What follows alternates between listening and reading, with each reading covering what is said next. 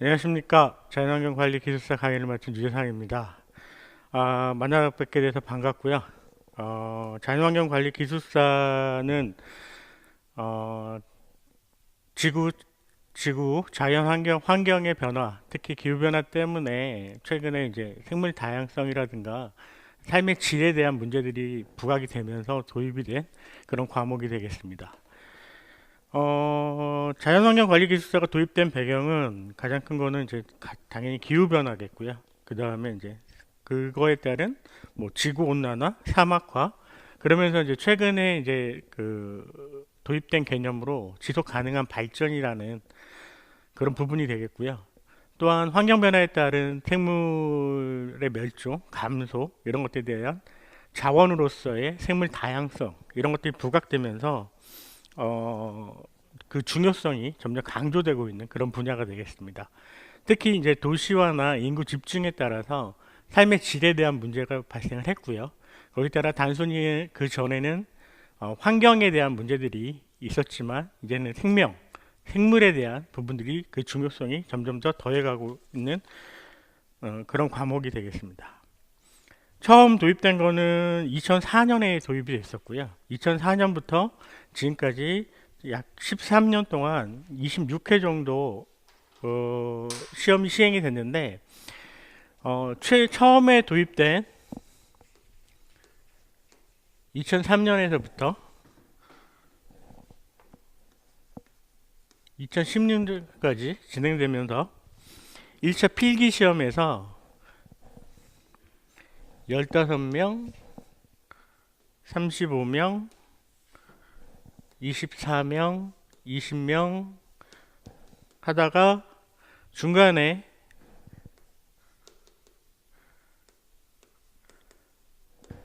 배출 인원이 감소됐었습니다. 근데 다시 최근에 들어서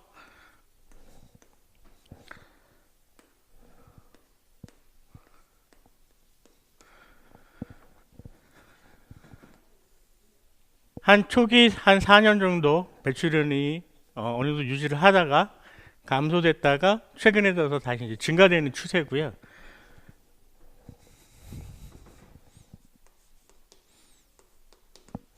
일 차 필기 시험을 통해서 지금까지 그 배출된 인원은 205명이고요. 2차 최종 시험을 통해서 지금까지 배출된 인원은 197명 정도 됩니다. 약 200명이 안 되는 상황이고요.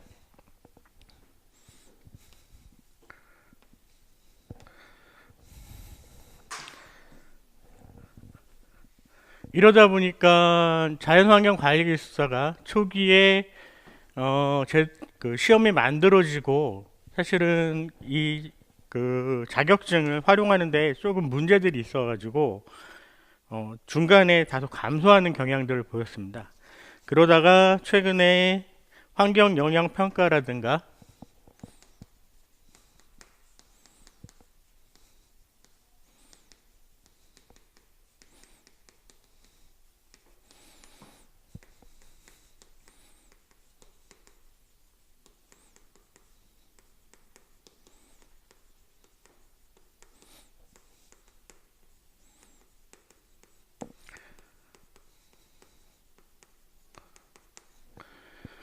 환경 영향 평가에서 제도적으로 이제 이 자격증에 대해서 이제 안정화가 되고 있는 추세고요. 그 다음에 최근에 들어서 생태보건업, 아직 업등록은 안 돼 있지만 자연환경 보건업 쪽으로 해서 증가 추세에 있는 그런 자격증이 되겠습니다. 환경영향 평가는 1종 업, 2종 업으로 나누어지는데 약 300개 이상의 업체가 지금 현재 활동을 하고 있고요. 생태보건업 쪽으로는 30에서 40개 업이 활동을 하고 있지만 아직까지 생태보건업이 정확하게 자리를 못 잡고 있어서 아직까지는 활발하게 활동하기엔 좀 애매한 그리고 약간은 모호한 위치에 있는 건 사실입니다. 다만 여기서 보시다시피 약 300개 업종에 지금까지 배출된 인원이 200명 내외이기 때문에 그 수요와 공급에서 보면은 이 자격증이 향후에도 안정적으로 활용될 수 있는 그런 여건은 가지고 있는 제도가 자격증이 되겠습니다. 이 과목을 준비하면서 처음에 저도 준비할 때 어떤 뭐랄까 학문적인 배경이라든가 어떤 기술적인 부분들에 대해서 다소 기초과학적인 부분들이 많기 때문에 일단 혼동스럽고, 그리고 자료의 양이라든가 범위라든가 것들이 조금 구체적이지 않은 부분들이 있어서 처음에는 약간 학술적인 부분들에 대한 내용들이 많이 나왔었고요. 근데 최근에 들어서는 이 생태 복원이라는 부분들이 기술적으로 많이 발전을 하면서 좀 더 구체화를 띄고 그 목적성이라든가 방향성에 대해서 많이 가닥을 잡아가고 있는 그런 과정이 되겠습니다. 어쨌든 이거는 그 시험을 통해서 배출되는 부분이기 때문에 어쨌든 시험을 잘 보는 게 가장 큰 주 목적이고요. 이 강의의 방향도 거기에 맞추어서 진행하도록 그렇게 하겠습니다.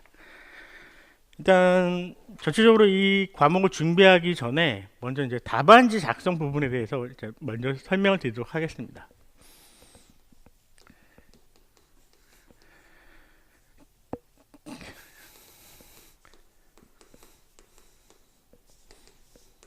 기술사 시험은 크게 4교시까지 진행이 되는데요. 각 시험 시간은 100분.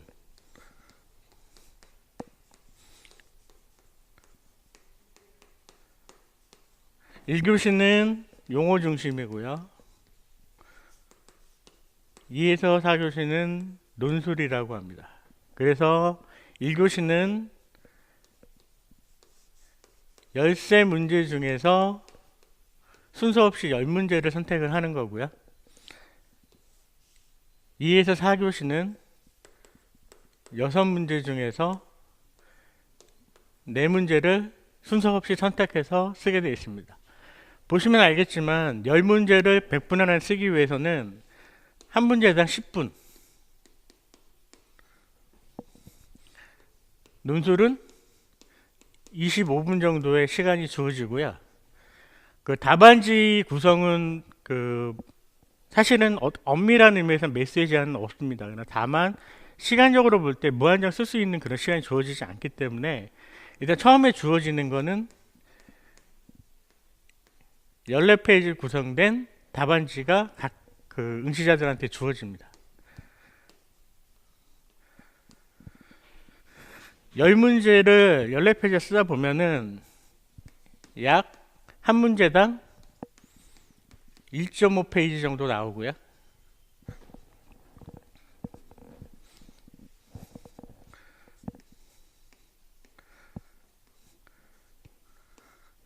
(2에서 4교시는)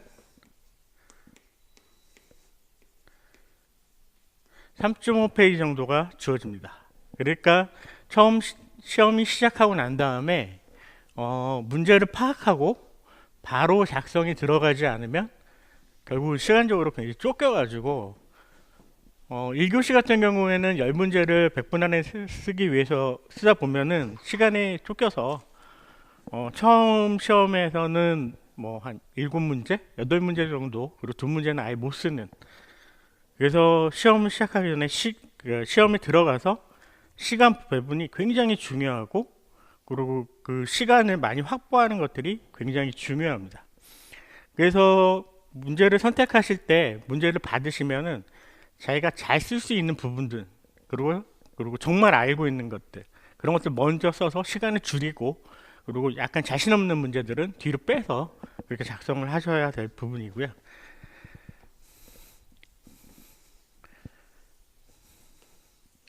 페이지는 총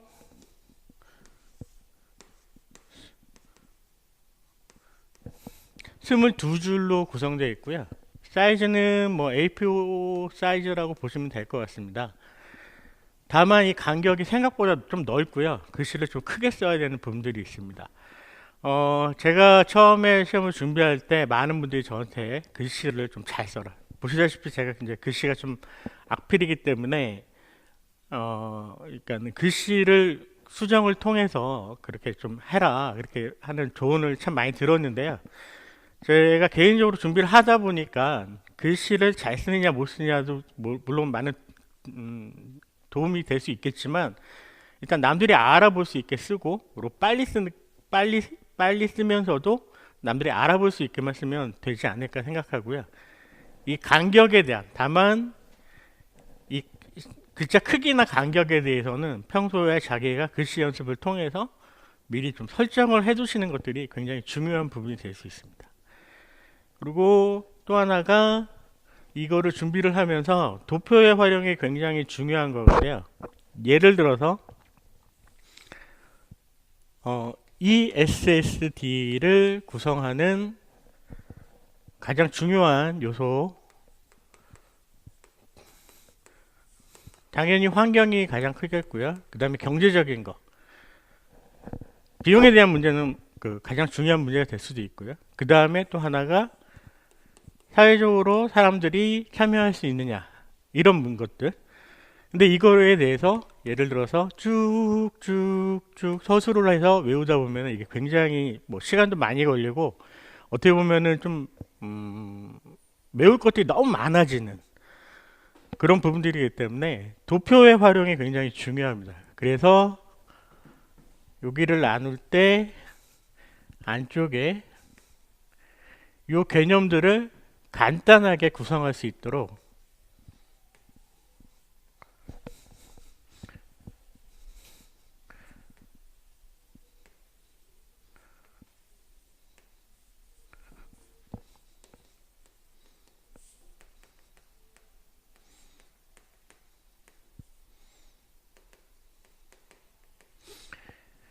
그리고 내용은 가급적 간단하게. 그래서 이 개념을 놓고 암기에도 편하고 본인 스스로 기술하는 데서도 시간적으로도 굉장히 많이 줄일 수 있는 이런 부분들, 이런 작성 방법들을 남들의 노하우들을 가져야 되는 부분이고요. 사실 아까도 말씀드렸지만 시간적으로 굉장히 부족하기 때문에 너무 많은 양을 쓰려고 하다 보면 좀 어려워지는 그런 부분들이 있습니다. 그래서 제가 시험이 끝난 다음에 채점을 하셨던 분들이나 면접을 하셨던 분들을 이제 만나서 말씀을 들어보면은 사실은 다양한 사람들이 와서 답안지를 작성하고 거기에 대해서 채점을 하다 보니 모범 답안이 있긴 하지만 이제 다양한 형태로 이제 글들이 나오니까 그 채점하는 데서 가장 중요한 포인트는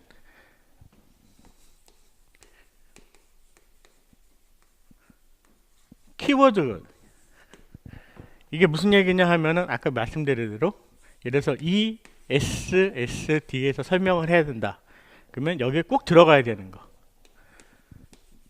지속 가능한 발전. 그 외에 아까 얘기했듯이 구성 요소는 경제, 사회, 환경.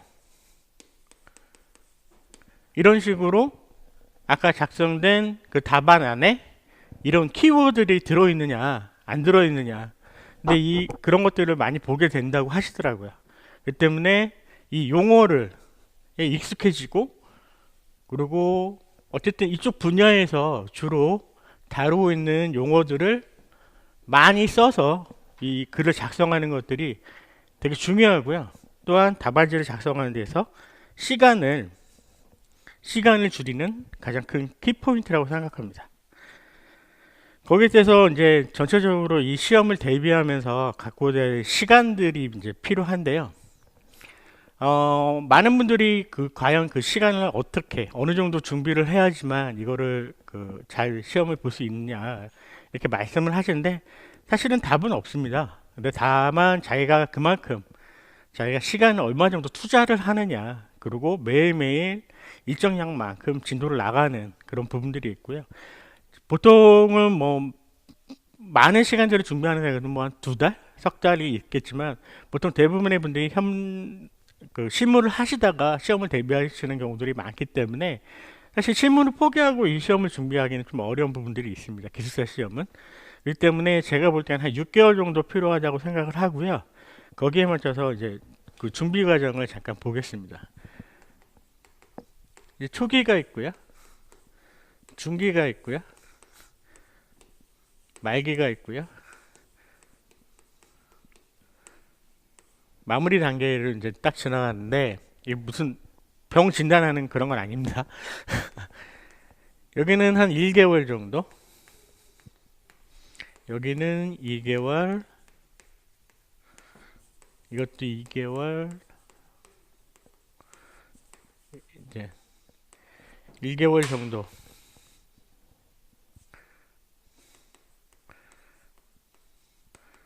고요. 여기서 가장 중요한 거는 매일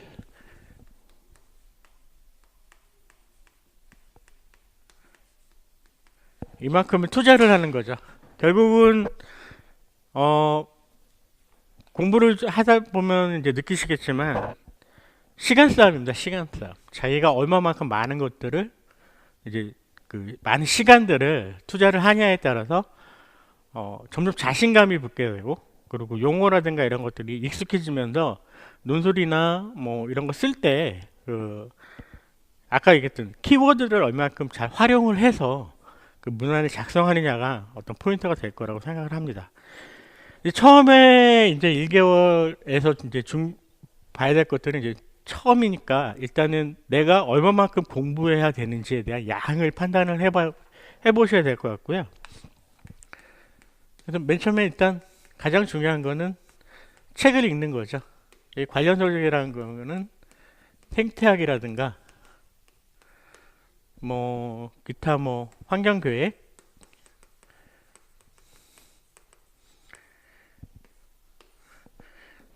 크게 이쪽 과목 그 시험을 준비하는 데 있어서 과목은 환경교육, 생태학, 그리고 관련 법률, 그 다음에 보건실무 이렇게 크게 네 과목으로 나눠지는데 사실은 법은 법이니까요. 법을 제외한 나머지 세 개는 사실은 시험 문제가 나오는 데 있어서 순서 없이 어쨌든 네 개가 다 순서 없이 나오고요. 법률은 법률상 제정되어 있는 부분들을 파야 되기 때문에 있는 그대로 봐줘야 되고 그리고 파악을 해야 되기 때문에 그 준비를 해야 될 부분이라고 생각합니다. 가장 이제 관련 서적에서는 생태학이고요.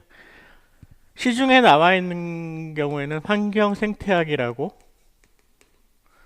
이제 최근에 환경이 이제 부각이 되면서 생태학은 이제 외국의 서적 같은 원서 같은 것들을 번역을 해서 접근하는 것들도 있고요. 모르는데 제가 볼 때는 저희가 준비하는 데 있어서는 시중에 환경 생태학이라고 나와 있는 책들이 몇 가지가 있어요.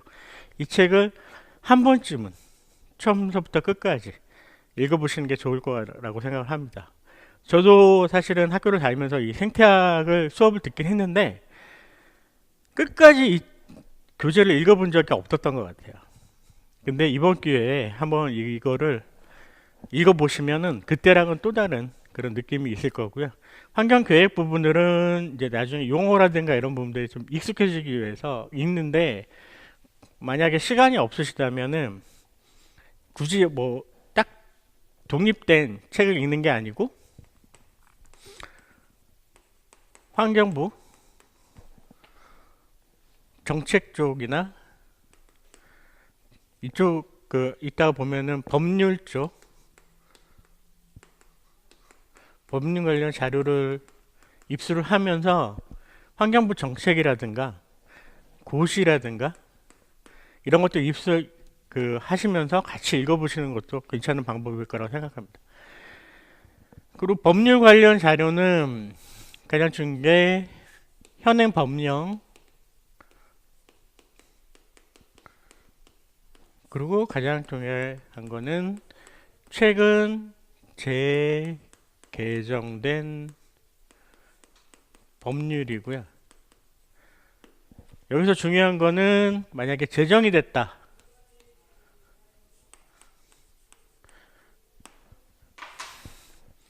제정은 말 그대로 법을 새롭게 만드는 거고요. 개정은 기존 법률을 이제 바꾸는 거죠. 그러면은 제정이 됐다는 거는 이건 큰 변화의 흐름이고요. 개정이 됐다는 거는 어쨌든 지금 현재 환경 방향이 그쪽으로 가고 있다는 부분이기 때문에 최근 재개정된 법률하고 고시 이런 것들을 확인해 두는 것들은 뭐 이거는 거의 뭐 문제가 나온다면 별표 한 4개에서 5개까지 나올 수 있는 거의 나온다고 보면 됩니다.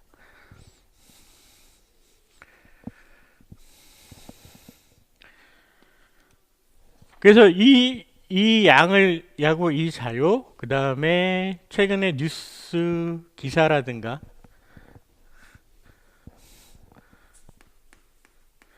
또 하나가 학회지, 뭐 학술지, 기술지 같은 걸 보시면 그 반복적으로 나오는 그 논문 주제라든가 이런 것들이 있습니다. 이게 결국 나중에 정책적으로 이제 그 환경부 그 자료집에 들어가는 거고요. 또 한 군데가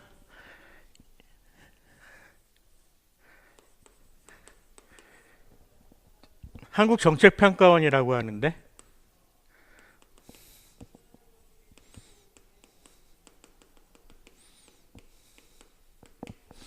이렇게 준비는 이렇습니다. 자연 환경에 대한 기초적인 이론이라든가 용어라든가 이런 것들에 익숙해지고 나신 다음에 학회지나 KI 홈페이지 이런데 들어가서 현재 어떤 자연환경 관리 쪽의 어떤 흐름이나 방향 같은 것, 그리고 또 하나는 최근에 이슈화 되는 부분들을 확인을 하고 마지막으로 현행 법률은 어떻게 되어 있는가, 그리고 이런 정책들이 어느 쪽으로 실제적으로 환경부 정책에 어떻게 반영이 되고 있는가 라는 부분들을 확인해 두는 겁니다. 요거는 현행 법률은 환경부 홈페이지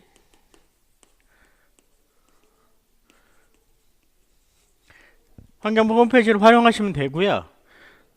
이 환경부 홈페이지에 들어가셨을 때 보면 각 부서별, 특히 자연보전국, 자연보전 쪽에 관련된 정책이나 이쪽을 확인해 주시는 게 좋고요. 그 다음에 참고로 수환경, 수생태, 그 다음에 미세먼지 등에 대한 최근 나와 있는 그 시책 같은 거라든가 이런 것들을 확인해 주시는 것도 굉장히 중요할 것 같습니다.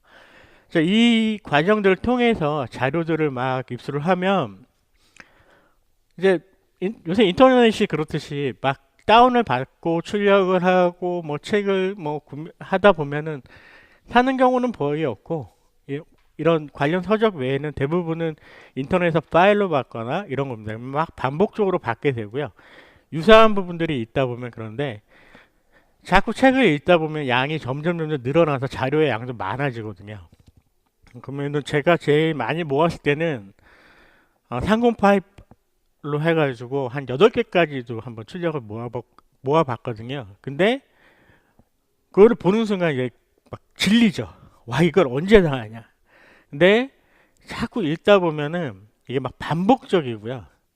그리고 옛날 거를 계속 뺏기고, 그리고 아시겠지만 지금 현재 하고 있는 뭐 기술서적이나 이런 것들이 창의적인 게 아닙니다. 기존에 있던 것들을 좀 더 업그레이드 시켜서 바꿔가는 거기 때문에 똑같은 중복되는 내용들이 굉장히 많이 들어있을 수 있습니다. 그거를 이제 지워가기 시작하면 뭐 양이 많이 줄고요. 그리고 아까 말씀드렸듯이 제가 8개 모았다가 점점 좀 버려지게 되더라고요. 이면지로 가게 되고 뭐 이렇게 아예 출력도 안 하게 되고 뭐 이러다 보면은 뭐 A 그 상권 파일로 해갖고 한 3개? 뭐 4개, 뭐 글씨 사이즈는 있겠지만 그렇게 이제 하게 되고요. 이 과정을 통해서 이 자료를 통해서 가장 중요한 거는 주로 많이 쓰는 용어들, 아까 얘기했듯이 그냥 저는 그거를 키워드라고 얘기하는데, 키워드를 작게는 100개에서 많게는 300개, 평균적으로 한 200개 정도를 추출합니다. 그러면은 이거를 추출해서 뭐에다 쓰느냐 이렇게 생각하실 수 있는데, 어쨌든 보시다 보면은 주로 나오는 것도 있고요, 최근에 많이 등장하는 용어들이 있고요, 아까 얘기했듯이 뉴스 기사에서 계속해서 등장하는 용어들이 있거든요. 200개 내외로 준비를 하시면 준비를